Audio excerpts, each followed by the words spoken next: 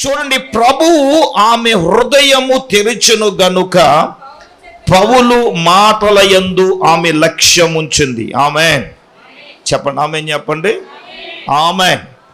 దైవ జనాంగమా, దేవుని బిడ్డలారా, పౌలు గారు దేవుని వాక్యము చెప్పడానికి అక్కడి నుంచి పిలుపుకొచ్చి మాసిదోనియా సంఘములో, చూడండి మాసిదోనియా పట్టణములో ఏమండి ఆయన ప్రధాన స్థానం అయినటువంటి ఒక ప్రాంతంలో కొన్ని దినాలు ఆ పట్టణంలో పౌలు గారు ఉన్నారు.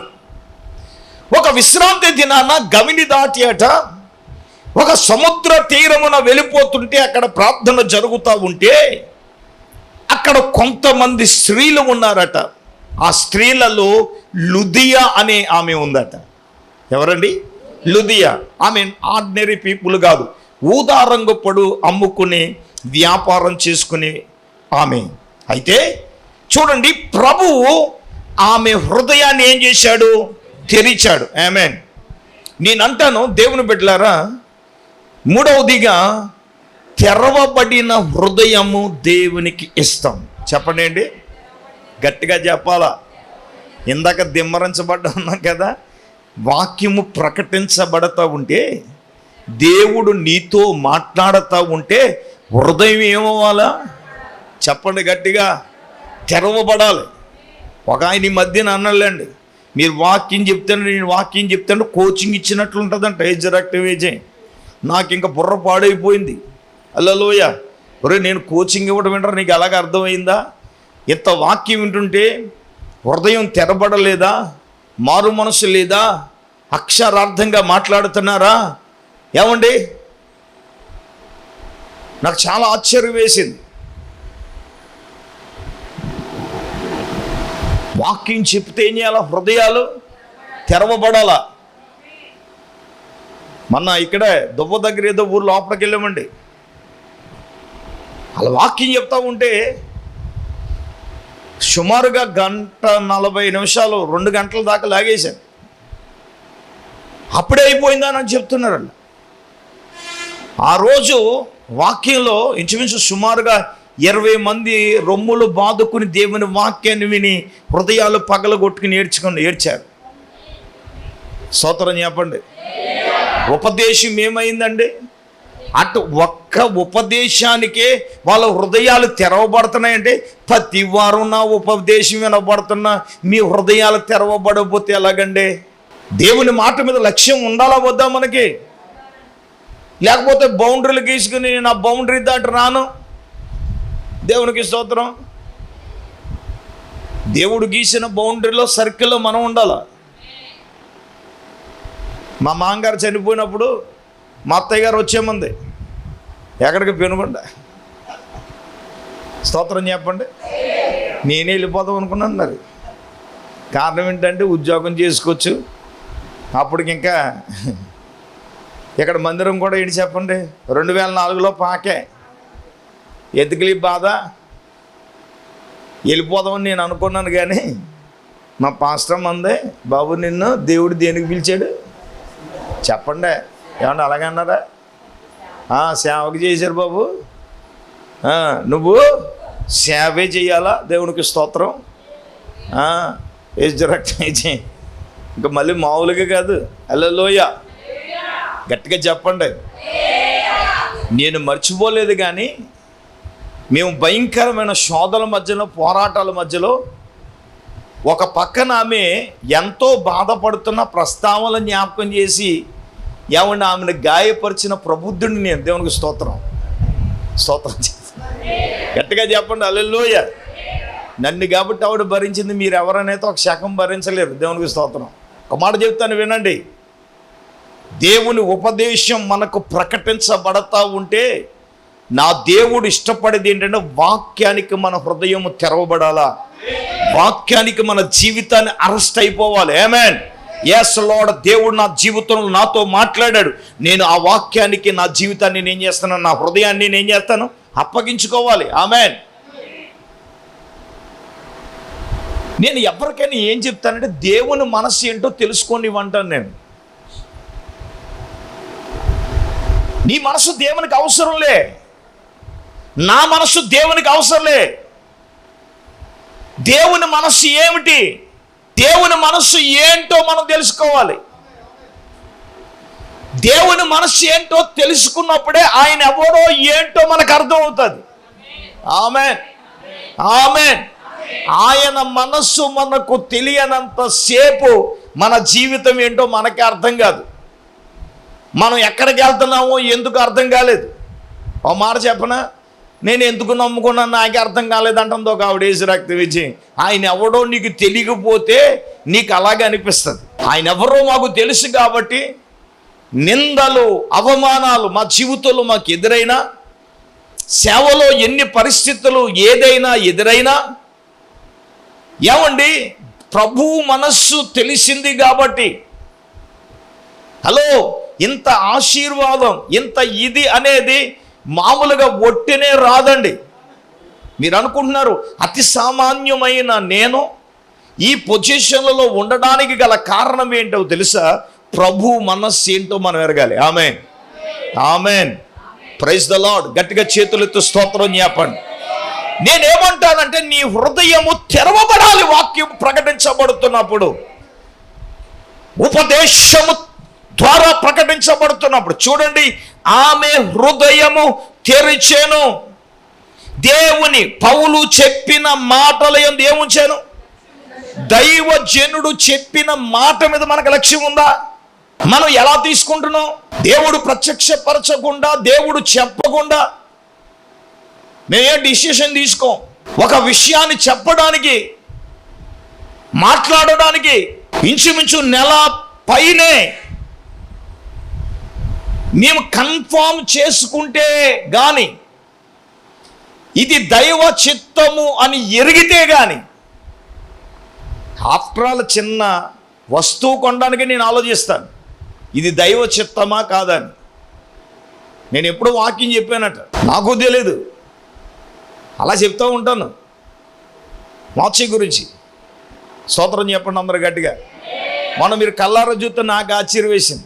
అంటే నేను ఎందుకు నేను టేక్ టీచర్గా దేన్ని తీసుకోను, చాలా సీరియస్గా తీసుకుంటాను. మీరు అనుకుంటున్నారు దేవుడు చాలా సందర్భాల్లో నాకు తెలీదు, నేను ప్రకటిస్తూ ఉంటే మీరు ఫలానప్పుడు మీలో నుంచి మాట్లాడారని మీలో కొంతమంది నాతో చెప్తూ ఉంటారు. దాని ఉదాహరణలో బాగా తెలుసు. నేను చెప్తా ఉన్నాను పైన అన్నప్పుడు, ఈ బిడ్డ ఒక ఆమె అనుకుంది, అప్పుడు మనకి ఏమీ లేనప్పుడు గుర్తు కదా, దేవుడు పైన ఇవ్వబోతున్నాడని నేను అన్నాను. స్తోత్రం చెప్పండి. అనుకున్నారా మనం? అంటే నేనేమనుకుంటున్నానంటే, అది దేవుడు పలికించకుండా, దైవ చిత్తాన్ని తెలియచేయకుండా నేను పలకను. ఒక మాట పలికాము అంటే, ఒక దైవజనుడే మాట పలికాడంటే దాన్ని కొట్టివేసే అధికారం ఎవరికే లేదు. ఆమేన్ చెప్పండి, ఆమేన్. అందుకే ప్రభువులంటే నా సేవకుడు ఎక్కడ ఉంటాడో నేను అక్కడ ఉంటాను. ఇప్పుడు అబ్రహామును పిలిచాడు, రే అబ్రహామా, నువ్వు ఆశీర్వదిస్తే నేను ఆశీర్వదిస్తాను. ఇంకేమన్నాడు? నువ్వు ఎవరిని, ఏంటి అలా సీరియస్గా చూస్తున్నారండి? నువ్వెవరిని ఆశీర్వదిస్తావు? వాళ్ళని, నీ మాటే. దాని అర్థం ఏంటి? అదే కదా, తెరవబడినోడు దేవుని మాట లక్ష్యం ఉంచుతాడు, తెరవబడనేనోడు దేవుని మాట సేవ. అక్కడేమన్నాడు? పౌలు చెప్పిన మాట ఆమె లక్ష్య పెట్టింది కానీ నువ్వు లక్ష్య పెట్టలేదు. తెరవబడినోడే దేవుని మాట ఏమిటి అని ఆలోచిస్తాడు. అలాగ ఆలోచించి కొంతమంది దుర్భరమైన జీవితాలను ప్రభువుకి అప్పగించుకుని మార్చేసుకున్నారు. దేవునికి స్తోత్రం, హల్లెలూయా. నష్టాలలో ఉన్న జీవితం ఏమైందండి చెప్పండి? కొంతమంది లేరు ఎక్కడ? దేవునికి అప్పగించుకుంటే ఫలభరితంగా మన జీవితాలు దేవుడు చేయలేదు చెప్పండి సార్. ఒకప్పుడు మనం ఒక వ్యక్తి దగ్గరికి వెళ్ళి పని చేసుకునే వాళ్ళం కదండి. ఇప్పుడు ఒక వ్యక్తి కింద, మనిషి కింద ఉండి మనం పని చేయవలసి వచ్చింది. ఇప్పుడు ఏంటి సార్, కొంతమంది వ్యక్తులే మన కింద పని చేసేలాగా దేవుడు చేశాడు. ఆమేన్, ఆమేన్, ఆమేన్. ఒకటి ఎవడెత్తాడా అని చేయి చాచి చూసే నేను ఈరోజు అనేక మందిరాలకి, అనేక మంది సేవకులకు సహాయం చేయడానికి, మీరు అనుకుంటున్నారు ఏమీ ఉండి కాదు, దేవుడు ఇచ్చిన దాంట్లో. స్తోత్రం చెప్పండి. నాకు ఎప్పటికప్పుడు అలా దేవుడు పంపిస్తాడు. ఆమేన్. ఈ రోజున ఐఏఎస్ కలెక్టర్ కూడా సాగదు నాకు సాగినట్టు దేవునికి స్తోత్రం. చెప్పండి గట్టిగా హల్లెలూయా. దేవుని సేవకుడు అంటే, దేవుని సేవ అంటే, దేవుని మాటకు లోబడితే, దేవుని మాట మీద లక్ష్యం ఉంచితే మన జీవితాలు ఏమైపోతాయి? మారిపోతాయి. ఆమేన్, ఆమేన్. నేను అంటాను, దేవుని మాటకు దేవుని వాక్యానికి నీ హృదయము తెరవబడుతుందా? వాక్యముతో నీ జీవితాన్ని నువ్వు కట్టుకుంటున్నావా లేదనేది నీ యొక్క విజ్ఞతకే నేను వదిలేస్తున్నాను. దేవుడు ఇష్టపడాలంటే సార్ వాక్యానికి నీ హృదయం ఏమవ్వాలి? తెరవబడుతుందా? ఉపదేశానికి నీ హృదయం తెరవబడిందా? నీ మనసులు తెరవబడ్డాయా? నీ కళ్ళు తెరవబడ్డాయా? ఆత్మీయంగా ఇవన్నీ ఉన్నాయి. తెరవబడిన కన్నులు, తెరవబడిన చెవులు, తెరవబడిన హృదయం, తెరవబడిన మనస్సు. ఆమేన్, ఆమేన్, ఆమేన్. ఇప్పుడు దేవుడు ఇష్టపడాలంటే ఏం చేయాలి? వాక్యానికి నీ హృదయము తెరవబడాలి. అంతేగాని వాక్యం చెప్తా ఉంటే మన ఈ మధ్యన ఒక సౌండ్ వచ్చిందండి, అన్ని పాస్టర్ గారు శాపనార్థాలే పెడుతున్నాడు ఏసరక్తి విజయ్. ఒరే, నీ గర్వం అనసడానికి నీకు శ్రమలు వచ్చినాయి, అందుచేత నేను వ్యాధి చేత ఏం ఎక్కించాడు? మంచం ఎక్కించాడు రా బాబు. నేను శిక్షించట్లేదు, శిక్షణమే ఎత్తున్నాడంటే ఇక ఈ మధ్యన పాస్టర్ గారండి వాక్యం చెప్తే అన్నీ ఏం పెడుతున్నాడండి? చెప్పండి. ఉన్న మెయిన్ కీలకమైన 2 పాయింట్లు వదిలేసాడండి హెచ్చరక్తి విజయ్. నాకు తెలిసి ఆ రోజే ఒక మాట చెప్పనండి, వాక్యము చెప్పమన్నప్పుడు దేవుడు ఏం చెప్పమంటే చెప్పేస్తాను. దేవునికి స్తోత్రం. ఇప్పుడు చాలా చోట్లకి వెళ్తూ ఉంటాను, సర్వసాధారణంగా నన్ను ఒకసారి పిలిచినోడు రెండోసారి పిలవడం. కారణం ఏంటంటే వాక్యం ఉన్నట్టుగా చెప్పేయాలి. ఆమేన్. మా పాస్టర్ అంటున్నాడు, ఏమన్నా కొంచెం మాయా మర్మాలు ఉంటాయి కదండి, మీరు అంత సూటిగా చెప్పేస్తే ఎలాగండి? మా వాళ్ళు చాలా నొచ్చుకుంటున్నారండి, చాలా నన్ను ఇక్కడ ఎప్పుడు పిలకండి నన్ను. దేవునికి స్తోత్రం. హల్లెలూయా. ప్రభువును మనం మెప్పించాలి కానీ మనుషులను మెప్పించడం కాదు. ఉపదేశం అంటే శాపనార్థాల. ఒరే బాబు, నీ గర్వం అనసడానికి వ్యాధి చేత నేను మంచం ఎక్కించి నీ శిక్షను అంటే దేవుడు నీకు ఎందుకు శ్రమ కలగజేశాడని నీ గర్వం అనచడానికి అని నేను వాక్యం చెప్పా. అంటే ఈ హృదయం తెరవబడలేదు అడిగి. ఆమేన్. హృదయం తెరవబడితే జీవితం ఎప్పుడో మారును, బతుకు ఎప్పుడో మారును, పరిస్థితులు ఎప్పుడో మారును. మానవ ఉద్దేశాలతో ఎప్పుడు దైవ సేవ కట్టబడదు. మానవ ఉద్దేశాలతో ఎప్పుడు ఒక కుటుంబ వ్యవస్థ కట్టబడదు. మానవ ఉద్దేశాలతో మనం ఇది చేద్దాం అది చేద్దాం అంటే అది ఏది జరగదు. అది సంఘమైనా, సేవ అయినా, కుటుంబమైనా, ఏదైనా దైవ చిత్తానుసారంగా, దైవిక ప్రకారంగా అది కట్టబడితేనే. ఆమేన్, ఆమేన్, ఆమేన్. అది ఎప్పుడు జరుగుతుందో తెలుసా? హృదయబడిన తెరవబడిన హృదయం ఎప్పుడైతే కలిగి దేవుని వాక్యం మీద, ఆయన మాట మీద లక్ష్యం ఉంచాలి. 3 మాటలు చెప్పాను. ఒకటి చెప్పండి, విరిగి నలిగిన హృదయం. రెండవది శుద్ధ హృదయం. మూడవది తెరవబడిన హృదయం. ఆమేన్. 4వదిగా మనం చూద్దాం. 4వదిగా ఇర్మియా గ్రంథం 24వ అధ్యాయం 7వ వాక్యాన్ని మనం చదువుదాం. వారు పూర్ణ హృదయముతో నా యొద్దకు తిరిగి రాగా వారు నా చదవండి గట్టిగా, వారు నా జనులగునట్లు నేను వారి దేవుడు నగునట్లును నేను యెహోవానని నన్ను ఎరిగే హృదయము నేను వారికి ఇచ్చేదను. ఆమేన్. ఇది చాలా ₹1,00,00,000 మాట. ఇది ₹1,00,00,000 మాట. ఒకరు బిగ్గరగా గట్టిగా చదవండి అమ్మా. వారు పూర్ణ హృదయముతో నా యొద్దకు తిరిగి రాగా వారు నా జనులగునట్లు నేను వారి దేవుడనగునట్లును నేనే యెహోవానని నన్ను ఎరిగే హృదయాన్ని నేను వారికి ఇచ్చేదను. హల్లెలూయా. గమనించండి, దేవుణ్ణి ఎరిగే హృదయం. ఆమేన్. ఇక్కడ ఏంటి దేవుణ్ణి ఎరిగే హృదయంలోని ఏంటంటే అమ్మ వినండి, వారు పూర్ణ హృదయంతో నా యొద్దకు తిరిగి రాగా నా జనులగునట్లు నేను వారి దేవుడు నగునట్లు నేనే యెహోవానని నన్ను ఎరిగే హృదయం. ఆమేన్.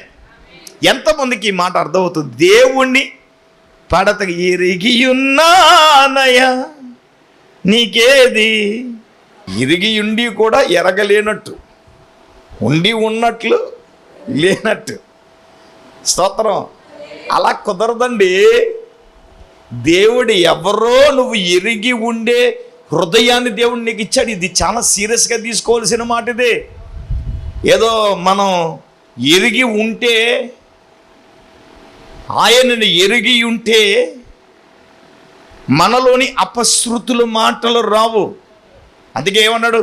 నేను నమ్మిన వాణిని నేను ఎరుగుదును గనక. పౌలు ఏమన్నాడు? నేను సిగ్గుపడిన అన్నాడు.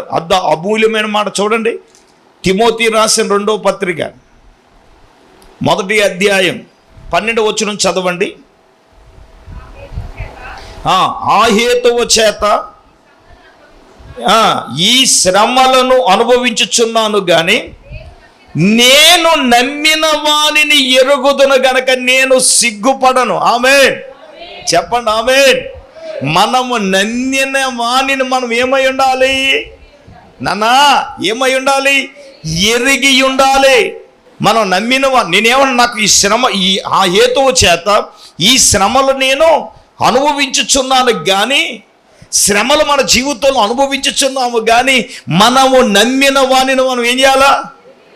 ఎరిగి ఉండాలి. ఆమేన్. నేను ఎరిగి ఉన్నాను గనుక తల్లి దేవుడు నిన్ను సిగ్గుపరచడమ్మా. అమ్మ, దేవుడు నిన్ను ఎందుకు సిగ్గుపరుస్తాడు? నిందలు అవమానాలు నీ కార్యాలకై ఎదురు. పాడండి, ఏమన్నో.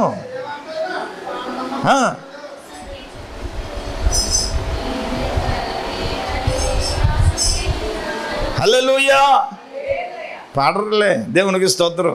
చెప్పండి. ఇప్పుడు పాడలేదు కదా, పాడినప్పుడు మీ ఎదురుకుండా వచ్చి నిలబడతాను. దేవునికి స్తోత్రం. ఇప్పుడు పాడలేదు కదా మరి. నేను శ్రమలు అనుభవించుచున్నాను, నేను నమ్మిన వాణిని నేను ఎరుగుదును కనుక. నాకు తెలుసు నా దేవుడు ఏ విషయంలో నన్ను సిగ్గుపరచడు. పరిచర్య విషయంలో దేవుడు సిగ్గుపరచడు. మందిర నిర్మాణ విషయంలో సిగ్గుపరచడు. 1000 ఆత్మలను దేవుడు ఇవ్వబోతున్నాడని దర్శన విషయంలో నా దేవుడు సిగ్గుపరచడు. నా కుటుంబ విషయంలో దేవుడు సిగ్గుపరచడు. నా పిల్లల విషయంలో దేవుడు సిగ్గుపరచడు. నా సంఘ బిడ్డల విషయంలో కూడా, ఏ విషయంలో కూడా, నా బిడ్డలు ఉన్న ఆత్మీయ బిడ్డల విషయంలో, ఎవరి విషయంలో నా దేవుడు సిగ్గు పడనివ్వడు. కారణం ఏంటంటే నేను నమ్మిన వానిని నేను ఎరిగి ఉన్నాను. ఆమేన్. ఏమన్నాడు? నన్ను ఎరిగే హృదయాన్ని నేను మీకు ఇస్తున్నాను. ఆమేన్. ఎస్, నువ్వు ఎరిగి ఉన్నప్పుడు నీ అప్పుల విషయంలో నువ్వు భయపడవలసిన అవసరం లేదు. నీ బిడ్డల యొక్క భవిష్యత్తు విషయంలో నువ్వు భయపడవలసిన అవసరంలా. నీ ఇల్లు విషయంలో కుమారుడా నువ్వు భయపడవలసిన అవసరం లేదు. ఎప్పుడైతే మనము నమ్మిన వాణిని మనము ఎరిగి ఉన్న హృదయం మనకు కావాలి కదా. అక్కడ అద్భుతమైన మాట చెప్పాడు. యెహోవా నన్ను ఎరిగే హృదయాన్ని మీకు ఇస్తున్నాను. ఆమేన్. ఎరిగే హృదయం నీకుందా? ఎరిగి ఉంటే నువ్వు ఏ విషయంలో దేవుడు నిన్ను ఏం చేయడు? చెప్పండి. షడ్రకు మేషకు అబేద్నెగోను సిగ్గుపరిచాడా? చెప్పండి. మేము అనుదినము మేము సేవించే మా దేవుడు ఈ వేడిమి గల అగ్నిగుండంలో నుంచి మమ్మలను తప్పించి రక్షించడకు సమర్థుడని వాళ్ళు ఎరిగి ఉన్నారు. ఏమంటే ఎరిగిలేరా? చెప్పండి. రాజు అన్నాడు, ఒరే వాళ్ళకి సరిగ్గా వినపడలేదేమో, మళ్ళీ ఒకసారి వాయించండి అంటే ఆయన, రాజా మేము సరిగ్గానే విన్నాం, నీకు ప్రత్యుత్తరం ఇవ్వాలని చింత మాకు లేదయ్యా. మేము ఎరిగి ఉన్న మా దేవుడు, మేము సేవించే మా దేవుడు ఈ వేడిమి గల అగ్నిగుండములో నుంచి మమ్ములను తప్పించి రక్షించడానికి ఎవరు? కొడితే గట్టిగా చప్పట్లు కొట్టండి గట్టిగా. ఆమేన్. ఎవరు? మనము ఎరిగి ఉన్న దేవుడు సమర్థత కలిగినాడు. ఆమేన్, ఆమేన్. మన ఎరిగి ఉన్న దేవుడు ఎవరండి? సమర్థత కలిగిన దేవుడు. మన జీవితాల్లో అద్భుతాలు చేసే దేవుడు, మన వ్యక్తిగత జీవితంలో దేవుడు చేసే దేవుడు. ఆయనని ఎరిగి ఉన్నాం. ఇప్పుడు దేవుడు ఎందుకు సిగ్గుపడతాడండి? షడ్రకు మేషకు అబేద్నెగోను కూడా సిగ్గుపరిచాడా? రాజా, మా దేవుడు మమ్మల్ని రక్షించినను రక్షించకపోయిను నీవు నిలబెట్టిన బంగారు ప్రతిమకు కానీ నీకు కానీ మేము ఏం చేయం? నీ బాబు దిక్కున్నా కూడా చెప్పుకో అన్నట్టు మన భాషలో. రాజుగారికి ఏమొచ్చేసింది? కోపం వచ్చి, రేయ్ అగ్ని ఒకంత కంటే, అర్థం గారు, ఒకంత కంటే 7 అంతలు చేయన్నారు. ఆయన వీళ్ళు భయపడ్డారా? చెప్పండి. అగ్ని వంటి శ్రమలే నీ ముందు నిలబడినప్పుడు నువ్వు ఎరిగి ఉన్న దేవుడు ఎటువంటి వాడో నీకు తెలుసు కదా. మా పాస్టమ్మ చిన్న వయసులో, సుమారుగా 13 సంవత్సరాల వయసు అనుకుంటా, సమర్పించుకుని 15 సంవత్సరాల వయసులో ఆభరణాలు తీసేసి, మామూలుగా కాదు, ఒకటే, నా దేవుడు ఏదైనా చేయగలడు, నా దేవుడు సిగ్గుపరచడు. ఆమేన్. ఎంతకన్నా నేనేం చెప్పను, ఎందుకంటే సమయం అయిపోయింది కాబట్టి. హల్లెలూయా. ఇవాళ ఏంటి సార్ 4 మాటలకి అయిపోయింది? స్తోత్రం చెప్పండి. ప్రార్థన చేస్తే సమయం అయిపోయినట్టే. స్తోత్రం చెప్పండి గట్టిగా. హల్లెలూయా. 7 మాటలకు 4 మాటలే, కానీ అద్భుతమైన మాటల్లో దేవునిని ఎరిగి ఉన్నారు కనుక సేవకురాలను దేవుడు సిగ్గుపరచలేదు. వివాహం విషయంలో సిగ్గుపరచలేదు, సేవ విషయంలో కూడా సిగ్గుపరచలేదు. చూడండి, మెద్రాసు పెళ్ళికి వెళితే ఆ పెళ్ళిలో ఏదో ప్రస్తావనలో అంత బిజీలో కూడా జెఫనీ గారు జ్ఞాపకం చేసుకున్నారు. దేవునికి స్తోత్రం చెప్పండి. హల్లెలూయా. వీళ్ళ పాస్టర్ ఉందండి, వీళ్ళ పాస్టర్ ఉందంటే వీళ్ళ పాస్టర్ ఇంకా అసలు ఏం వండిన అదరగొట్టేస్తుంది. దేవునికి స్తోత్రం. హల్లెలూయా. బీభత్సాలు చేసేస్తుంది. ఆమేన్. అటువంటి ఆమెను ఎవరో చూడలేదు అన్నాడు. అంత ముందులో అంత అవసరమా? అంటే ఆవిడ ఎంత ముద్రడిపోయిందో దైవ సేవకుడు మనసులో.